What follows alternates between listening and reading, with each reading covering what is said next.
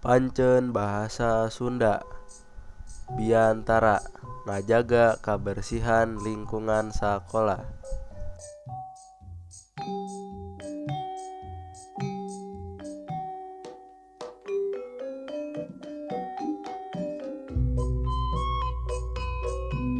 Assalamualaikum warahmatullahi wabarakatuh. Bapak Kepala Sekolah anu simkuring dipika hormat, sareng Bapak Ibu Guru SMA 3 Bandung anu simkuring dipika hormat, sareng rerencan abdi anu dipika cinta.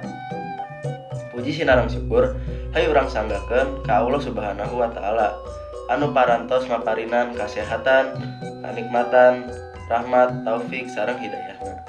Shalawat sinareng salam mugia kajurah limpahkeun ka junjungan urang sadaya Nabi Muhammad sallallahu alaihi wasallam. Wilujeng enjing sadayana tepangkeun simkuring Atre Rasvan Adam salaku aktivis lingkungan di SMAN 3 Bandung. Ngadegna abdi di dieu teh abdi bade ngadugikeun diantara anu judulna ngendaan lingkungan.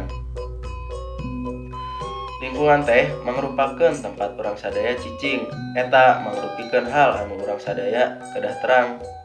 Sabab dina mangsa ieu urang sararea kudu ngajaga lingkungan anu hade sangkan bumi mah ngahasilkeun manfaat lain karugian atawa musibah.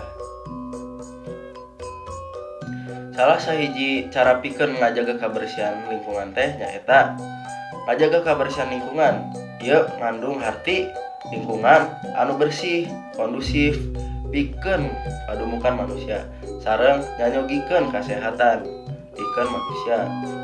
Satemena lingkungan anu bersih nyadiakeun kahirupan anu layak, sejahtera. Ngajaga kabersihan lingkungan oge mangrupikeun cara anu saepikeun mencegah sagala jenis penyakit.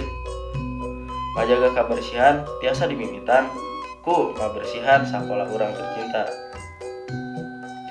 Ngajaga kabersihan oge janten salah sahiji penyebab anu nyebabkeun urang tiasa sehat walafiat. Ku ngabersihkeun lingkungan parantos janten kabiasaan anu tiasa dilakukeun di mana wae. Hadirin anu dipihormat, kumargi kitu hayu urang sadaya ngajaga kabersihan lingkungan supaya lingkungan urang sadaya tetap bersih tur endah. Hayu urang cerminkeun diri salaku jalmi anu beriman ku cara urang ngajaga kabersihan lingkungan. Panginten cekap sakitu biantara ti abdi, hapunten mun aya salah kata. Wassalamualaikum warahmatullahi wabarakatuh.